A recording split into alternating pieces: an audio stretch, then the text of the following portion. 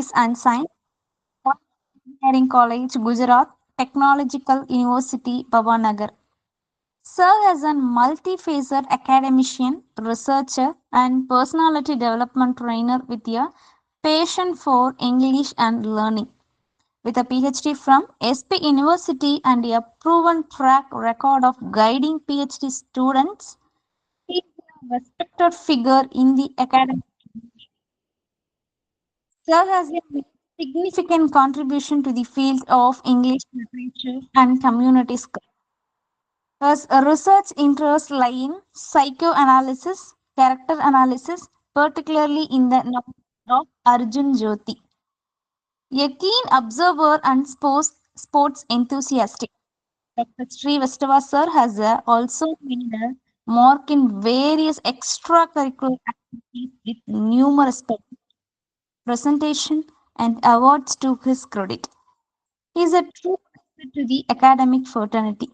Please join me in extending a warm welcome to Dr. Himanshu A. Srivastava sir.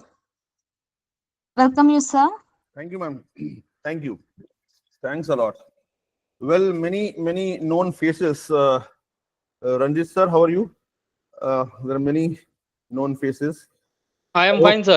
I hope I'm audible. After a long time, we are meeting here. Yes. So, shall I start, ma'am? There's a presentation which I need to share it up. So, I'll just close my window. I'll try to share it up. My presentation.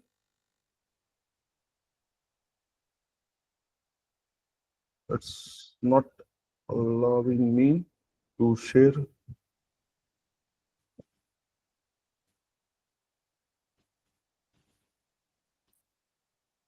Yes, it has come. Sorry. Windows. There it is. Share. Visible? Yes, sir. Yes, sir.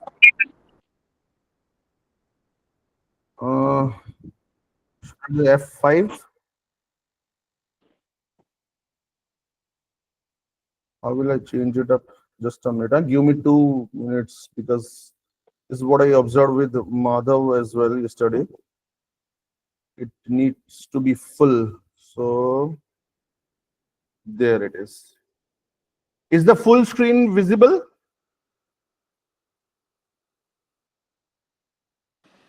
Yes, sir. Okay. Yes, sir. Yes. So I'm starting. Hi, all. Well, a lot of introduction has been done. I don't know whether I deserve it or not. But then this is a series, very nice series. I was going through over a period of 22 years of experience, and you come up with a lot of things. So those young aspirants who have joined us, you would also have more things in your canon by the time you reach my place.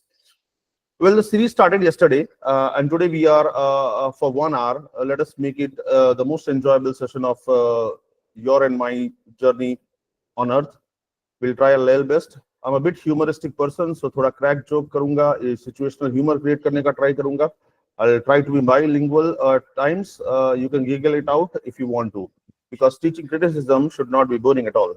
So classical and medieval literary criticism is what has been set to me as a topic. So this presentation basically explores to the world of classical and this and this and that and that.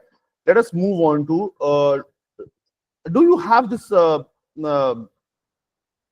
first-hand experience of criticism? How many of you have? If you keep responding, I'll be very happy. Instead of raising hands and all, you can just unmute your mics and tell me what exactly do you mean by criticism? Because for me, it's the only visible screen is my PPT. Classical and medieval criticism. Analyzing a work. Analyzing a work. That's very nice. What is the basic difference between critiquing and criticism? Can you please tell me, any one of you? What basically is critiquing and what is criticism? So basically, what you defined, gentleman, is critiquing the work. rather than criticizing a work. There are two words, please surf it out, as most of you are from a literature background. We should know these two words, critiquing and criticizing. Let us move on to this particular PowerPoint presentation. But very introduction to classical and medieval criticism. See, we are going to have a long journey, so many names, but we will be concentrating on Plato and Aristotle more. But the voyage of this would definitely, we will have a glimpse of all those critics and critical theories that probably falls under this particular wide dimension. So what is classical criticism? As you can go through, it is visible on your screen that classical criticism is rooted in ancient Greece and Rome, focused on aesthetics, form, and morality. This is very important, right? Key figures like Plato and Aristotle we are going to discuss in detail, my dear friends. I'm sorry. Some of the faculty members have also joined. I'm sorry for that. Aristotle explored the nature of art and its impact on the soul and its role in society. So they basically discussed about what the role of art is, nature of art, whether it is didactic in nature, whether you need to teach something, whether it is for art's sake. There are so many critics who have come up. Shifting to medieval, this PowerPoint presentation would, or my presentation would focus on this, that the second part would be medieval criticism, which basically is spanning the middle age, emphasized on theological interpretation. What is theology? It is more towards tending towards God, right? So more of this Christian values started prevailing, and then came this medieval criticism, and later on there was a larger shift into the critical theories. So what is the enduring power of classics? Somebody might ask you, what is classic? Can I just ask you what is classic? It's already visible on your screen, but still, many a times we say, na, classic hai yaar. It's classic. What do you mean by classic? Can anyone say, please unmute your... Sir, classic is basically a work which is of very, highest quality, and it endures the time. That means it is as popular in the contemporary time as it was at the time when it was written. Very nice. Ancient. Ancient, and thank you. Very nice, ma'am.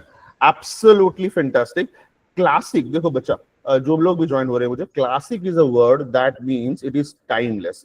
I'll just switch a bit fast, right? I'll just read it up, and then we'll move on to what ma'am was telling. Exactly what she defined was absolutely right, and what sir actually prompted up is also right. That ancient, right? The time that she was addressing.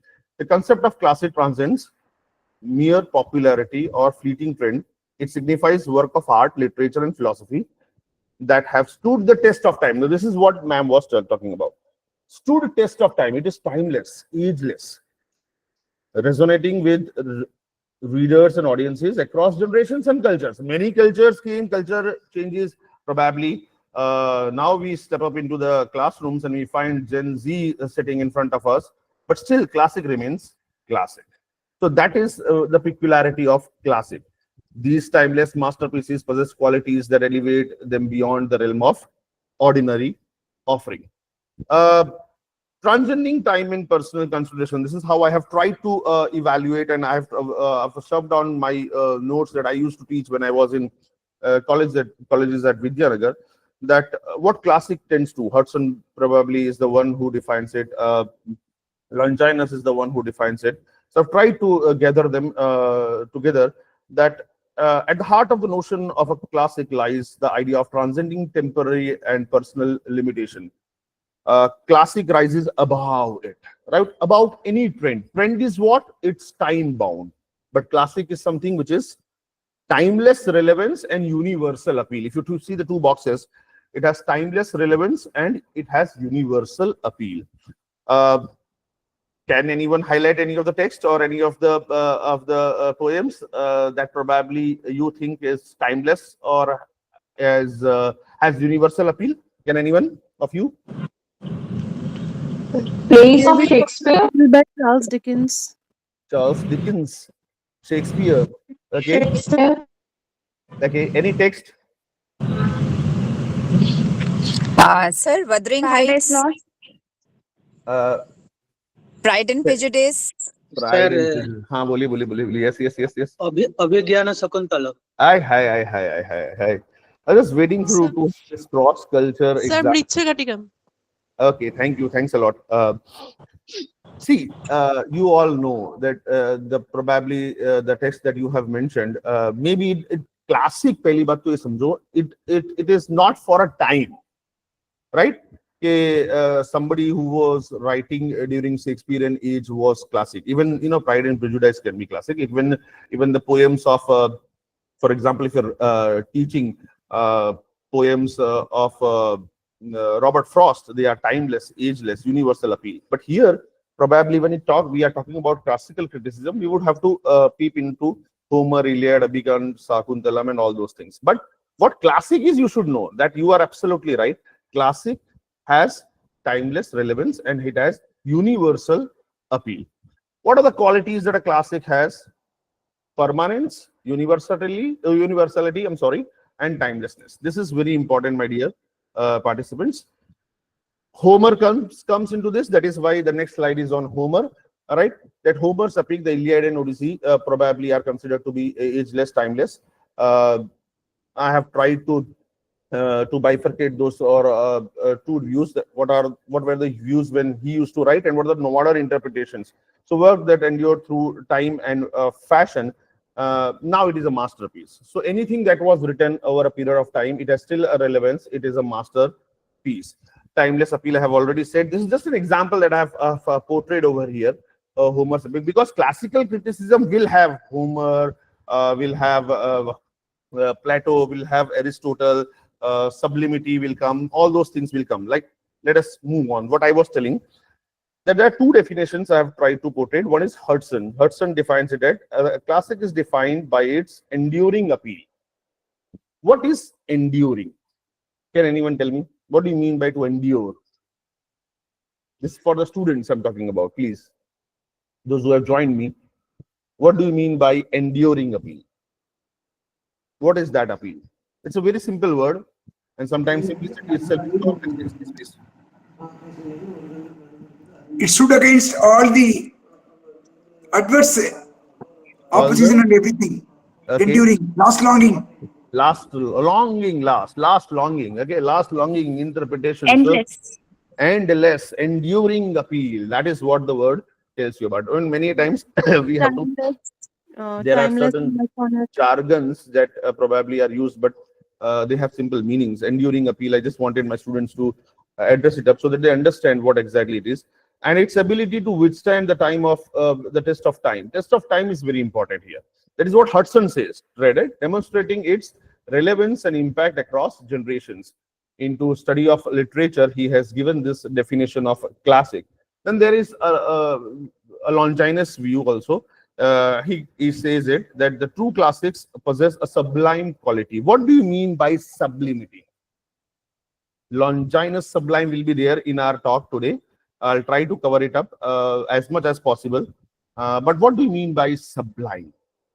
Sublime is basically a quality which comes from the grandeur of the thought and the intensity of the passion. Grandeur This of is the what thought. Longinus has said. Longinus has said, absolutely right.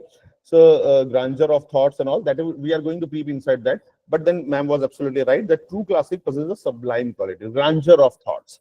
Thought का एक अलग level है. In short, if somebody who's sitting as a layman, when I was first year or second year boy, for him, probably grandeur of thought is something wherein the quality of thought comes, which is having cultural diversities. अलग-अलग cultures से अलग-अलग thoughts की बात कर रहे हैं, historical boundaries cross करने की बात कर रहे हैं. That is what Longinus says about what is classic, right?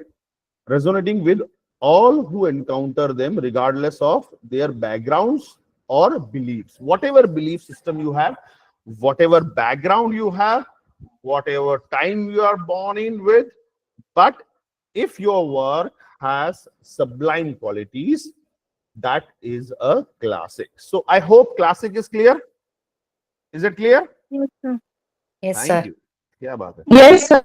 Okay. Let us move on to some to today's most, because classic में आएंगे तो प्लेटो आएगा सबसे पहले, right? होमर आ गया, होमर के बाद प्लेटो आएगा.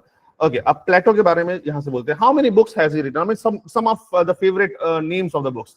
Let us forget about how many books. Famous books. Come on, tell me. Republic. Republic, absolutely right. चलिए और बताइए. On poetics. On poetics. Ion. Okay, iron on poetics. Iron right है. Iron poetics, Republic. चलिए और बोलिए कुछ है. Sir, as far as I know, hello. बोलिए. The symposium. Symposium, yes, that is something. हाँ भाई बोलो ना भाई. As far as I know, Sir, as far as I know, Plato has not written any book. He was giving his lectures, and his lectures has been compiled by some scholars. I don't know of that time. Maybe it is into book form only. We can say that. So that probably most of the critics they mention book 1, book 2, book 3. So we'll be relying on that only. I am not disregarding your views, but हाँ हो सकता है. But then what we have is, so we are going to discuss about poetry, right? Because criticism माला रहे हैं ना, तो criticism का बड़ा theory क्या आया? Republic में से आया, Iron में से आया, wherein he wanted poets and poetry. He wanted to establish an ideal state, right? So let us move on to my next slide. Bhaiya, what happened? I'm sorry. Okay. So Iron hai, Republic hai, wherein he wanted ideal state. Okay. So have you ever imagined about an ideal state? This was probably an essay most of you would have written when you were going to school. Then ideal state would be this, which would have this, which would have this. Vikshit Bharat is something that is going on this week. We are celebrating that. So recently, today only, my students were actually writing an essay on this. So what an ideal state or an ideal place or ideal country should be, he basically wanted to address that. He himself was a poet, but then he had some different views. Basically was having different views. So he altogether came up with the concept where he wrote, for all good poets, epic as well as lyric, compare their beautiful poems not by art but because they are inspired and possessed. What do you mean by being possessed? Can anyone highlight, please? What is being possessed?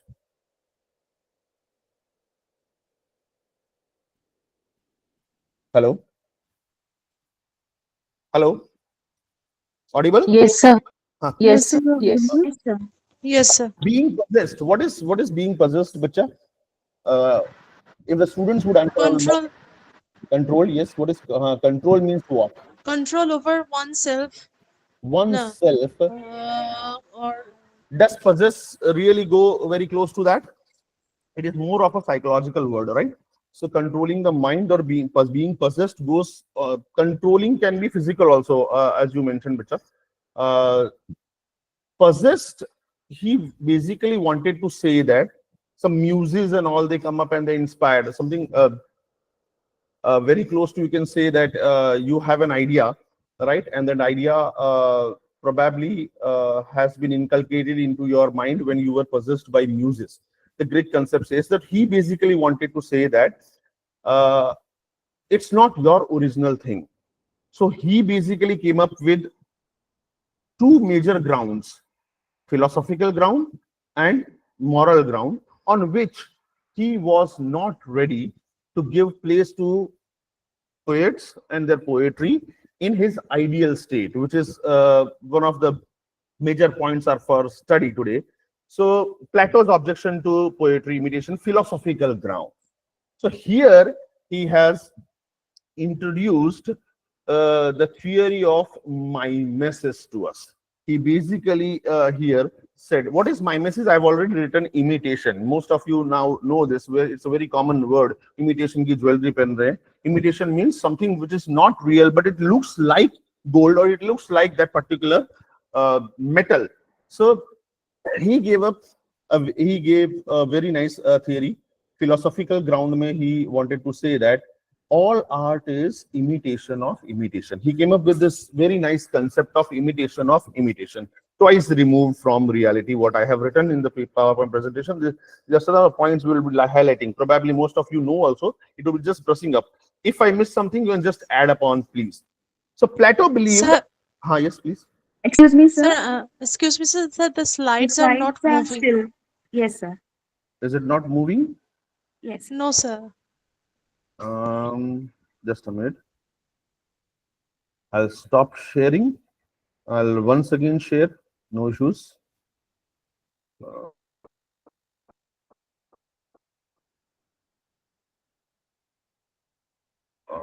Share. Yeah. Yeah, Yes, visible, sir. sir. Yes, sir.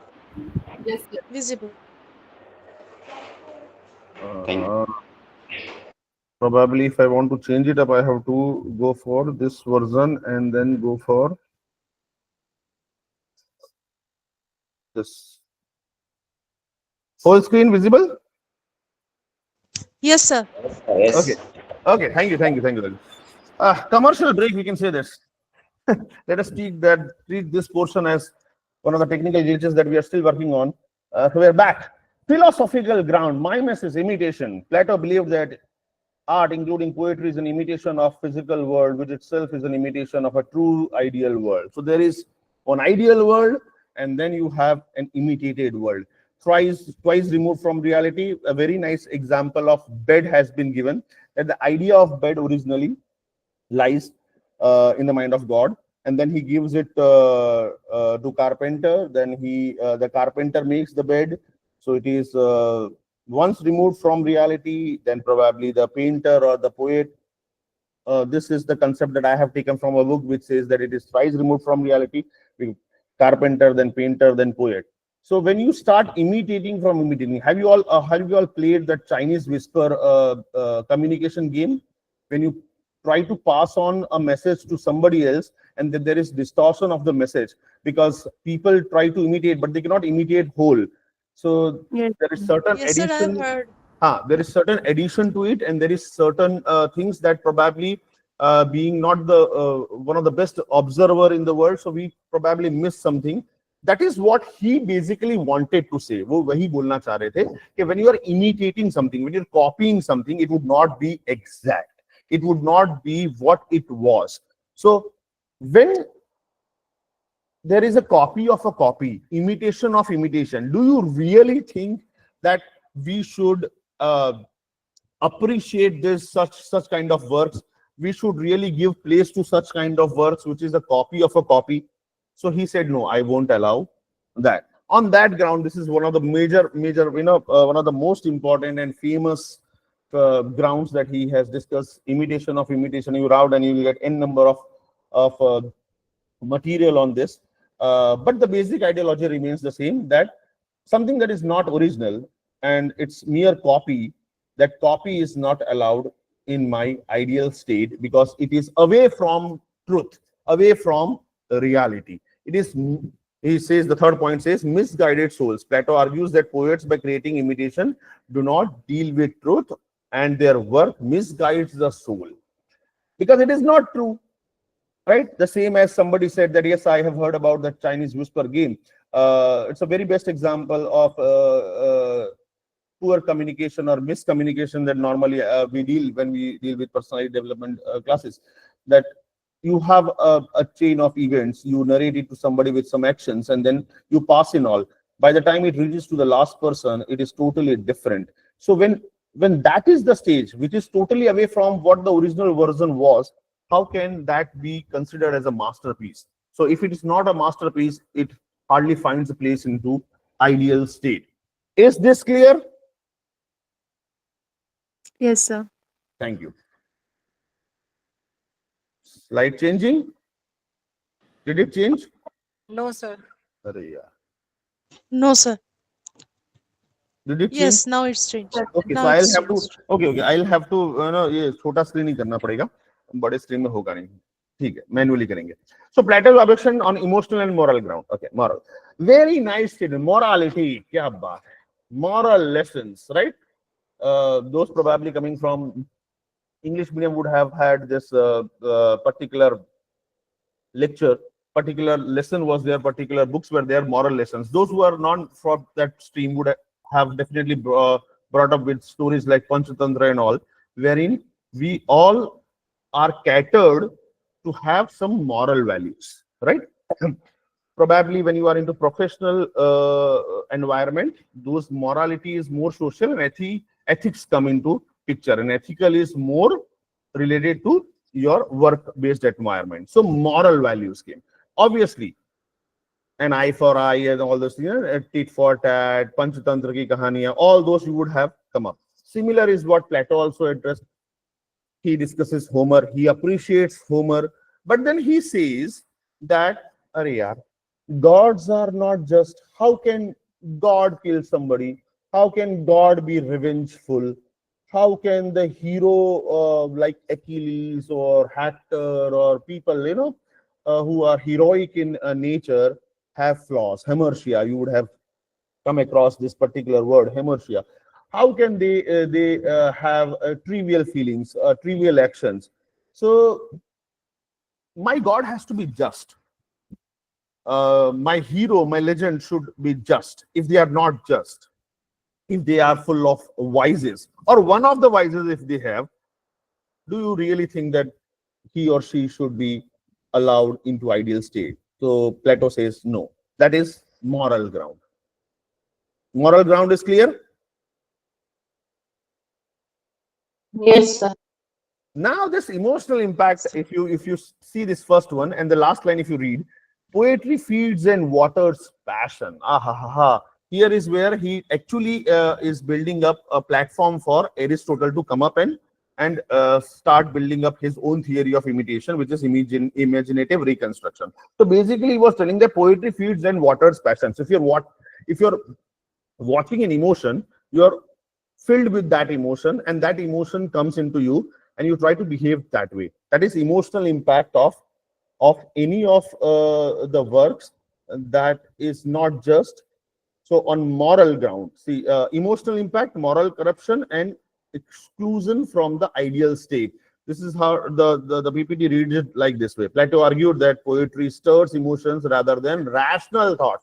No rational emotions का over होता है, इसीलिए वो lines वहां से ली गई हैं कि poetry feeds and waters passion. So emotional ground भी अगर लाया जाए अगर तीसरा, तो that he says that it is not allowed. It is just watering it up. The seed will develop into plant, and then the people would be more emotional, and then there would be a lot of theories, psychological theories would come up, and then they are not allowed into ideal state, because you cannot be an emotional fool. He thinks.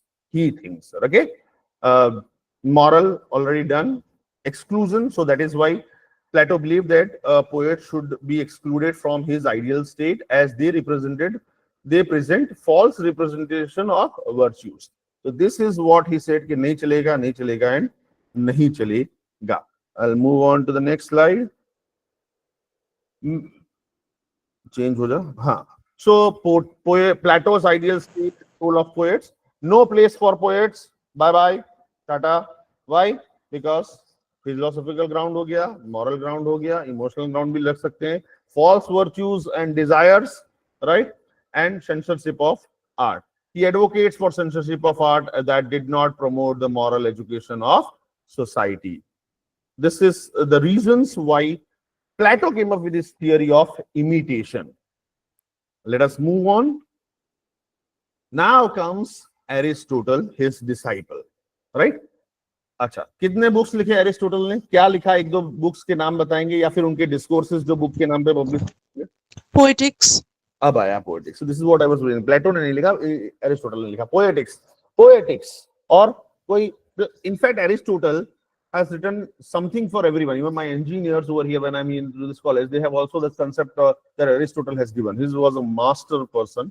He has given a lot of things. He was disciple of Plato, and when he very, very, very nicely, he has come up with his own ideology of imitation. He has not bluntly rejected what Plato said, but he has his own ways of addressing the issue of imitation. So let us try to concentrate on his definition of tragedy first, and then we will move on to that particular chapter. Tragedy, please, those who are students specifically, please concentrate on this. It would be really helpful to you. Tragedy then is an imitation of some action. when I emphasize or put stress upon those things, we need to highlight those things when we are discussing that. Okay, tragedy then is an imitation of some action that is important, entire, into bracket I have written complete, and of a proper or certain magnitude by language embellished and rendered pleasurable, but in different parts by different means, not in the way of narration, not in the way of narration, but action, through pity and fear, offering corrections and refinement of such passion. Book 2 of Tragedy. What kind of imitation he is talking about? Anyone? Please unmute and tell.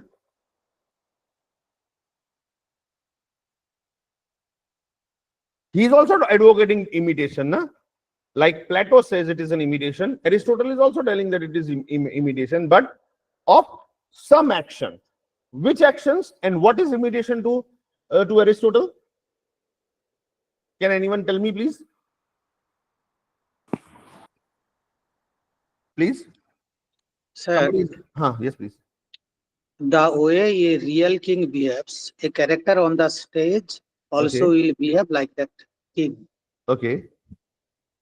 Okay. So this is a kind of imitation. Imitation. Okay. Anybody else? No, what Aristotle advocates is also kind of mimesis only, a kind of imitation. But the difference is that he is actually prescribing what is worthy of imitating. Very nice. I mean, it is not that everything should be imitated.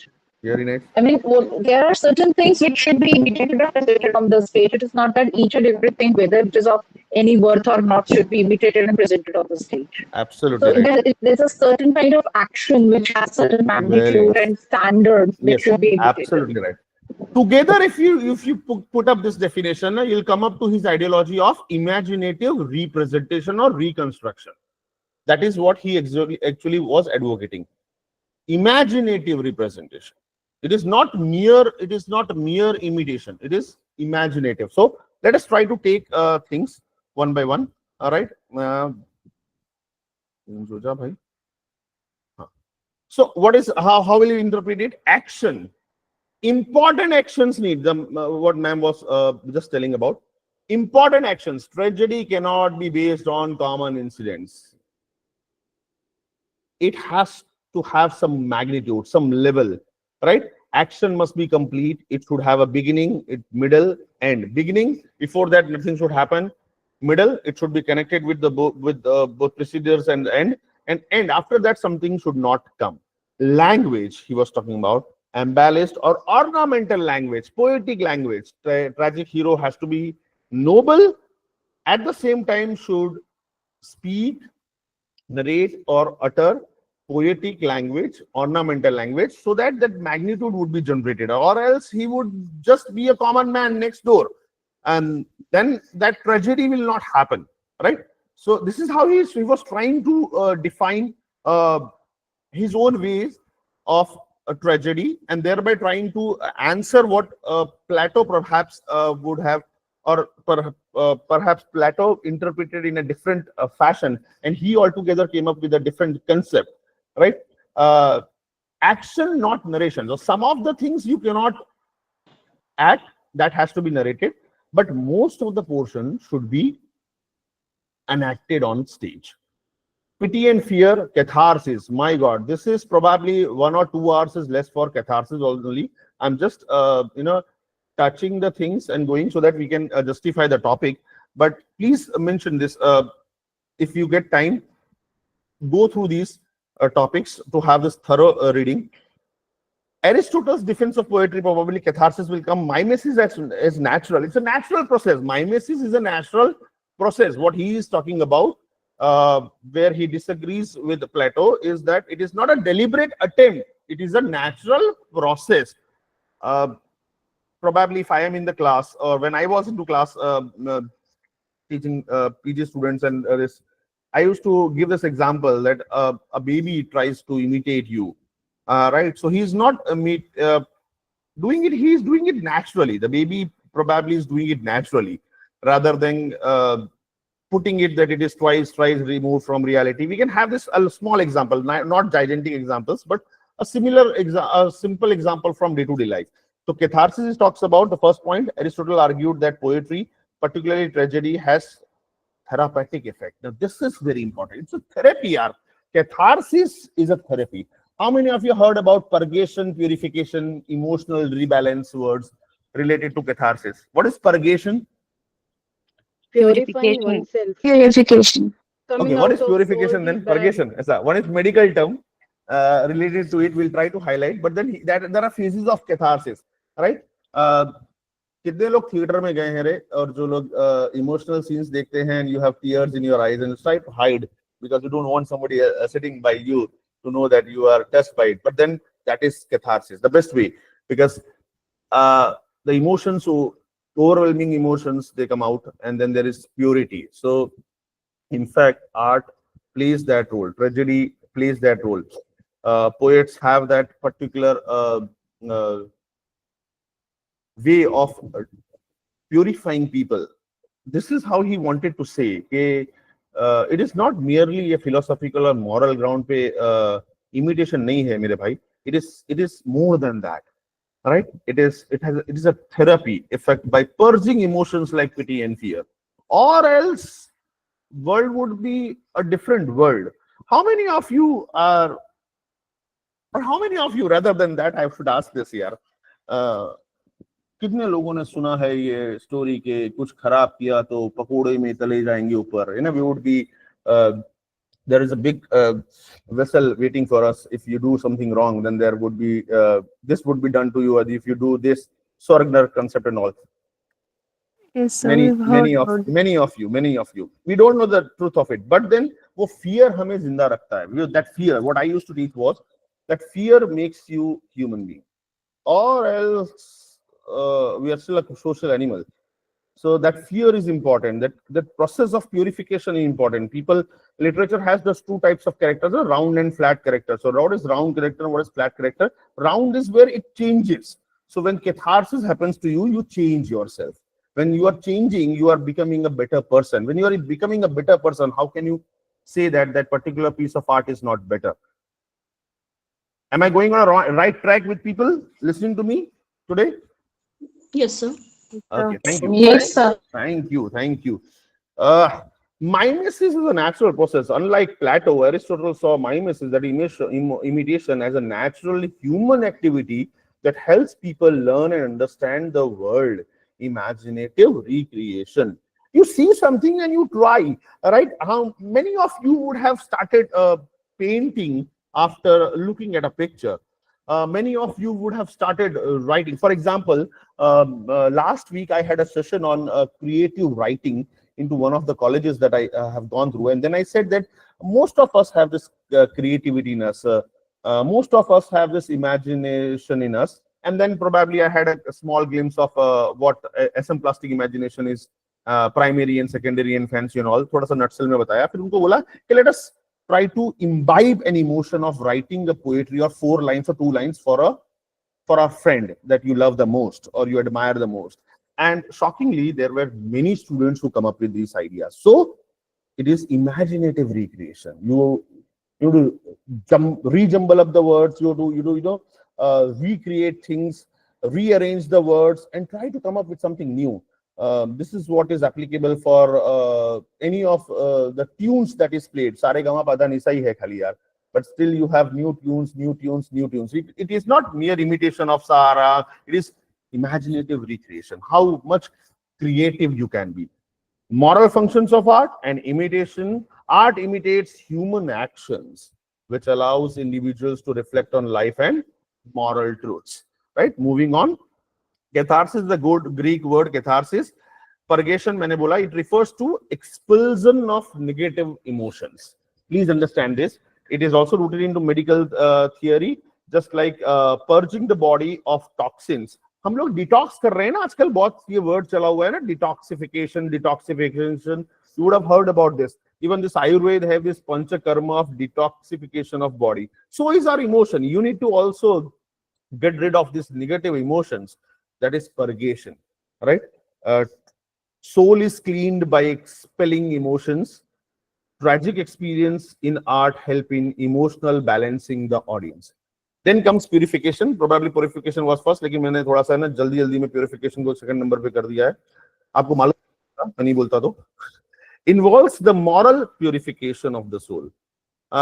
Emotional upliftment hota hai. How many of you there are a lot of cells nowadays working after IITs that this has come into trend of counseling cells into the colleges, and there are so many people around us who needs this emotional upliftment.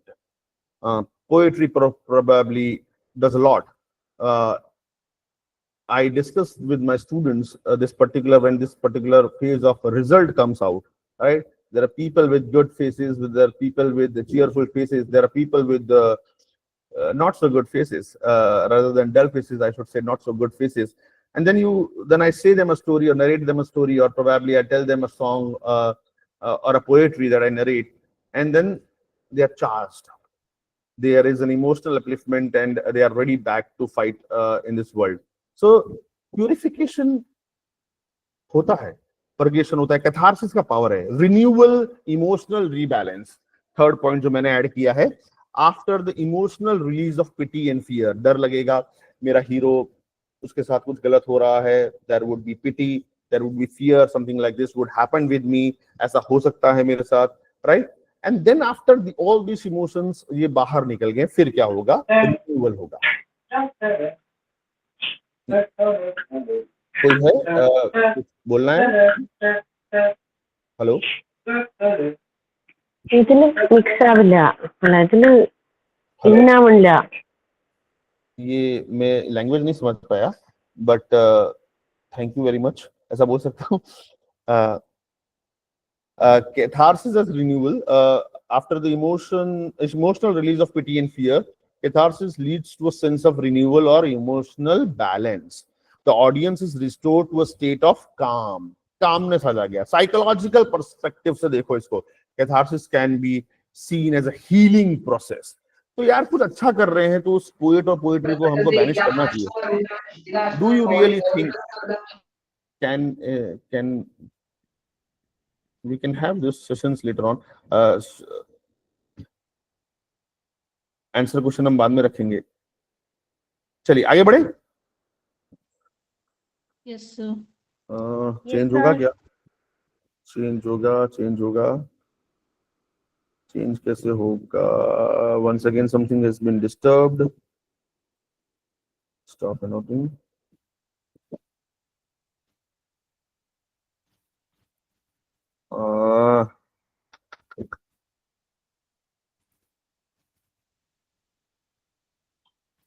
अरे मेरे भाई, just a minute.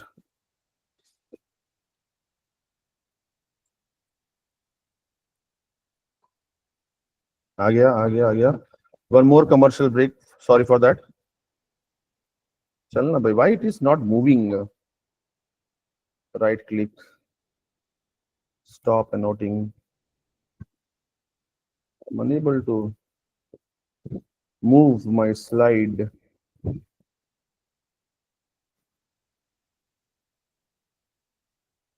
Visible? Next slide. Yes, sir. Yes, sir. Okay. So, Yes, sir. So Aristotle's element of tragedy थोड़ा fast करेंगे. 15 minutes I am with. 5 minutes थोड़ा सा session भी लेना है तो थोड़ा सा जल्दी करेंगे. He talks about plot, that is fable. He talks about character, thoughts, diction, melody, spectacle. हर एक का एक role है. There is a specific role, so plot should be complete. Right? It should be of a certain हर चीज एक complete होना चाहिए. Character heroic होना चाहिए, thought होना चाहिए, diction होना चाहिए, melody होना चाहिए, spectacle होना चाहिए. Then and then only that purpose would be solved. I'll move on a bit fast. He talks about 3 unities. This is very important. Unity of time, single revolution of sun में होना चाहिए tragedy. Unity of place and unity of action. Do you want me to throw some light over here, or is it clear? These 3 unities. Sir, it is clear. It is clear. It is clear, na? So Aristotle's concept of poet, creators of universal. Now see how his concept of poet comes. They are creators of universal. They are having moral functions of poetry. Okay, now a small slide on Plato versus Aristotle.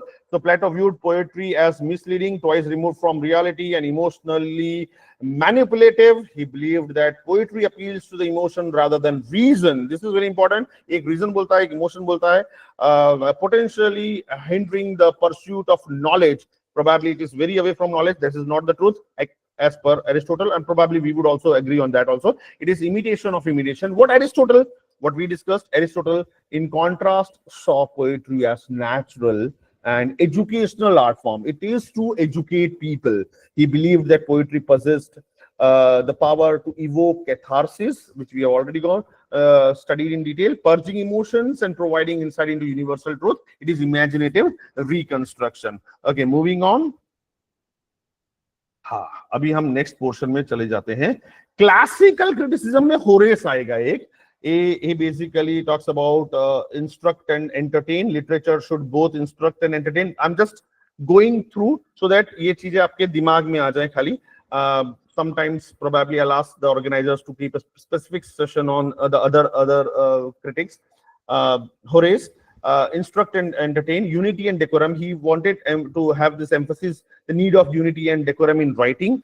His basically criticism is based on clarity, moderation, and tradition. Advocates clarity, moderation, and adherence to tradition. Moving on, Horace ने क्या लिखा? Ars Poetica. ये याद रखिएगा, Ars Poetica, the art of poetry.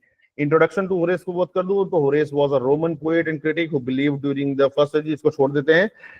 He basically into Ars Poetica says that the job of poetry is to instruct and to delight. It should have unity and harmony, and it should have decorum. Please, students or the participants, please make sure ये याद रखिएगा, ये terms याद रखिएगा तो भी काफी है.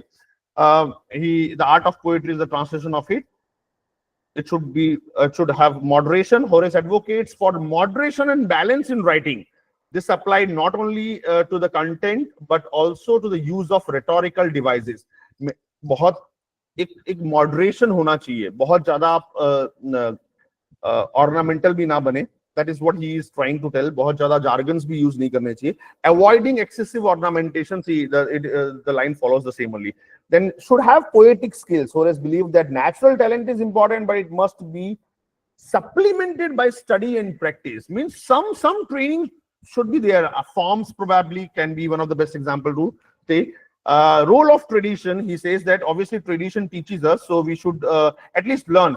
Very close to what T.S. Eliot probably said about same in traditional individual talent, right? You would agree with me. Then classical criticism में Longinus का नाम आता है. We have already discussed this. पहले starting में थोड़ा on the sublime, explores how literature evokes awe and inspires transcendence. Beyond imitation, he goes beyond imitation. इसके लिए मेरे पास एक slide ही है, तो मैं थोड़ा सा इसको मैंने बनाया है. I'll try to read up if it is visible. It's all right, or else I'll just read it up for you and try to explain. Longinus is often attributed as the author of On the Sublime, right? ये classical में आ रहे हैं अभी. हम classical में, totally medieval में shift हो जाएंगे 5-1 मिनट में, और फिर end up करेंगे. Through his identity, though his identity remains uncertain, the treatise, is a key. चश्मा लगा लेना चाहिए आदमी को जब आ गया हो तो. Treatise is a key work in ancient literary criticism. Okay, definition of sublime की बात करते हैं या फिर sources of sublimity. One of the ma'am was probably talking about grandeur of thought when I was asking, right? So this is how the slide goes. Longinus identified 5 sources of the sublime in literature. Sublime होना चाहिए. मालूम है first is what a classic should be. It should be sublime. Longinus said so. What are those 5 sources? Grandeur of thought, elevated ideas and profound insight into human conditions, passion and emotions होने चाहिए, noble diction होना चाहिए, dignified composition should be there, harmonious and well-structured composition that flows naturally. It should have a natural flow, no artificial flow, or else it will lose its sublimity. Then it should be skillful, not skillful. I'm sorry for that. Use of figures of speech. Right, typographical error हो जाते हैं, slide change कर देना चाहिए. Sublime verse is beautiful. So skillful use of figures of speech. Figures of speech. Okay, can I ask you a question? How many figures of speech are there? Rough, random questions. 5, 10, 15, 16, 17. How many? 20, 25. More, sir. Yes, sir. Wild guess. भाई sublimity के बारे में बोल दिया उन्होंने, तो we should have this sublimity ना. Wild guess है कोई? Near 23. 23. Okay, we have a number called 23. Anybody? थोड़ा बोलो यार, इसलिए बोल रहा हूँ. फिगर्स ऑफ स्पीच मालूम है ना, एलागरी से स्टार्ट होता है और वो सबसे इजीएस्ट है अपना metaphor simile. Probably everybody would have. अब समझ में आ गया ना. Okay, that's good. Okay, so we should use figures of speech rather than direct telling it up, right? Sublime versus sublime versus beautiful. So while beauty may evoke pleasure and admiration, sublime evokes awe and reverence. ये बहुत important है to all the participants. Literature's power of transcend, sublime में वो बात कर रहे हैं. Immortal impact of sublimity. We have already said that classics are timeless, ageless, right? And critique is the word I was talking about, right? Critics and critique, critiquing and criticizing. Please. It is an homework for all of you, because many of us are really confused about these two very nice words called what is critiquing and what is criticizing. Even if this you carry up with you, probably literature will find its purpose today into today's session. So critiquing of mediocre writing. Let us move on. Now, so transition to medieval criticism, I'll take 5 to 7 minutes more, and then the session is all open. If you want to ask any question, probably it was an interactive session from my side. I'll try to answer it up. Spreading of Christianity आया. तो medieval criticism क्या हुआ? Classical था art form में, about knowing poetry, its nature, of trying to study the nature of poetry. Later on, medieval criticism में क्या हुआ? There was a transition, shift हुआ, right? Spread of Christianity आया. Literary criticism became infused with religion and theological concerns pertaining to God. Theology means shift in focus हो गया. Focus shifted from aesthetics. One was beautification करना है, sublime quality लाना है, universal appeal है, ये है वो है, वहां से shift हुआ to morality. यार, we need to have a just society. There should be moral values. People are crossing limits. Let us try to have biblical themes. So medieval criticism basically goes into that direction. Literature was used as a medium to understand the divine truth, right? Change ho ja. So shift of medieval criticism probably Dante आएंगे इसमें. So Christian influence आ गया, divine truth आ गया. The spread of Christianity infused literary criticism with religious and theological concern. मैं बोल चुका हूँ, literature became a medium to understand divine truth, with text often interpreted allegorical. ये बहुत इंपॉर्टेंट है, इसको डिस्कस करना ही करना है, इसलिए स्लाइड में आ जाते हैं फटाफट. Allegorical medieval criticism. Any participants, please. Medieval criticism is all about, probably we can say shift हो गया, लेकिन allegory आया. So literal, एक तो literal meaning होता है, the literal meaning of the text, probably the surface level. Then there is an allegorical meaning. Can anyone say me what is allegory? Allegory is basically a kind of text which has a superficial meaning, a surface meaning, and then there is a hidden meaning. The hidden meaning is not something which it conveys very overtly. That is hidden. We have to derive that. And I think probably you're talking about medieval literature. Then medieval literature is full of allegories. Allegory, absolutely right. We have shifted, we have shifted from classical to medieval. That is what my topic is. So allegory. Why I am discussing allegory? Because medieval literature is all allegorical. It is by biblical in nature. More Christian values were there, but it was there was a literal meaning. कोई एक literal meaning है. Simple सी बात करता हूँ. कोई भी एक poetry ले लो, जैसे रॉबर्ट फॉस्ट की एक पोएट्री ले लो. सिंपल सा एग्जांपल है, right? There are many more examples, लेकिन मैं सिंपल सा एग्जांपल ले रहा हूँ जिसका एक सिंपल मीनिंग है. The woods are lovely dark and deep but I have promises to go and miles to go before I sleep. ये सिंपल सा मीनिंग है. एक जगह है, एक आदमी कटा हुआ है, but there is a deep meaning जिसको हम किसी चीज और सिंबॉलिक वैल्यूज से जोड़ सकते हैं. तो allegorical has some deep hidden values, metaphorical in nature, right? Then the medieval writing was ethical. It was ethical or practical lessons to be learned from the text, and then it was analogical, right? The spiritual or theological meaning pointing towards the ultimate destiny of humanity. So God came into picture, Christian values came into the picture. So medieval criticism is all about it. Scholastic influences आए, इसमें Thomas Aquinas आए, religious doctrines आए. These are ये कुछ एक figure है if it is visible. So these people, they were probably taking charge of spreading that Christian values. So basically, classical versus medieval criticism. I'm moving towards my end. So classic focuses on aesthetics, form, emotional impact, and imitation, be it Plato's way, be it Aristotle's way. Medieval emphasizes on moral and spiritual interpretations with a strong theological focus. Literature as an art form, literature as a path to understand the divine truth, the ultimate truth. Right? So, influence on modern criticism can be classical principles were derived, medieval focus, modern literary theories found find its base or found its base into these theories. That is all from my side. Probably I have done. So, with this classical and medieval, if you want me to discuss anything, I am all open. If you want to argue, ask any question, the session is all on. I'll stop sharing it up. थोड़ा visible हो जाता हूँ, चश्मा निकाल देता हूँ. Yes, ma'am.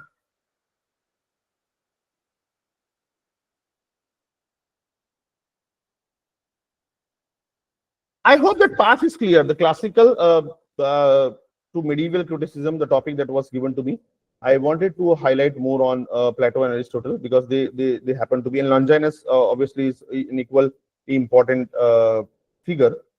Those who are students, probably they should understand this in that medieval shifted to more biblical in nature, more Christian values started spreading. Books came up that had allegorical meaning. They had some thought in them which they wanted that that those thoughts should prevail into society, and that is how we can uplift society through that particular way. So this is what medieval criticism is all about. I was asked strictly to be with the time, so I've tried my level best. I've skipped some slide. I'm sorry for that, my dear participants. और बताइए कुछ पूछना है? Probably my number. I can also share my number if you have any questions. There are people like me sitting in the crowd or probably watching me. Those who have questions, but they don't want it to ask. Maybe personality traits. So I'll openly No, say. sir, no, sir. Actually, whatever you explained was very clear, and it was really very interesting also. Thank you. So there's a lot of clarity. I mean, it has brought a lot of clarity. Though I teach criticism in my class, but in fact, I have gained a lot. I mean, really, my perspective on many points have been improved, improvised, or clarified. So I think that's why Thank you, I ma'am. don't have a question. Yes. Thank you. You can take my number from organizers, or I can just say 9426331 I'll repeat 9426331 You can WhatsApp me your question if you want to be. If you want some clarity on any other topic that probably is there not in the session, you can definitely WhatsApp me. I am with a promise. I am with a promise in this profession that I'll be trying to guide my students as much as I can. So that is why I've shared my number. So if you want any question, अगर session के बाद भी पूछना है, you are most welcome. Most welcome.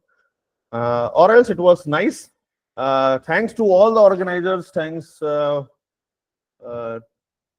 CVM and to the institution AICD. I mean, which is that institution? Probably I'm sorry for that, but I'm really glad that you have asked me to take this session. If you want any help from my side, I'm all open. I'm all available for literature. I'm always there. Thank you. Thanks a lot. Sir, kindly repeat your number. 94. थोड़ा mind करते हैं, बैठा थक गया हूँ. 9. Yes, sir. 4 2 6 3 3 1 6 5 0. वाह लिख दिया है किसी ने. Thank you. Thanks a lot. Thank you, sir. किसी ने मेरा काम कर दिया. थैंक्स अ लॉट भाई. Should we call it a day?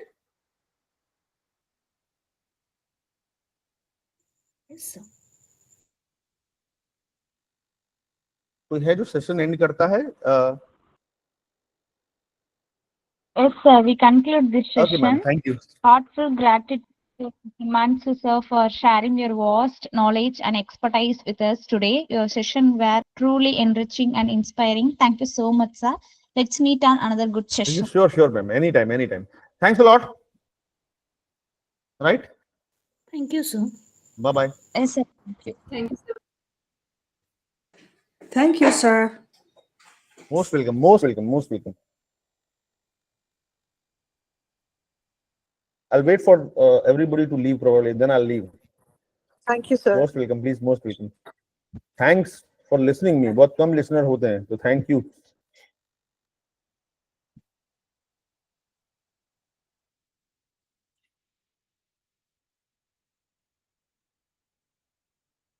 So recording would also be available. Na? Najma ma'am has probably shared yesterday's recording. I'll tell some of my students to go through it.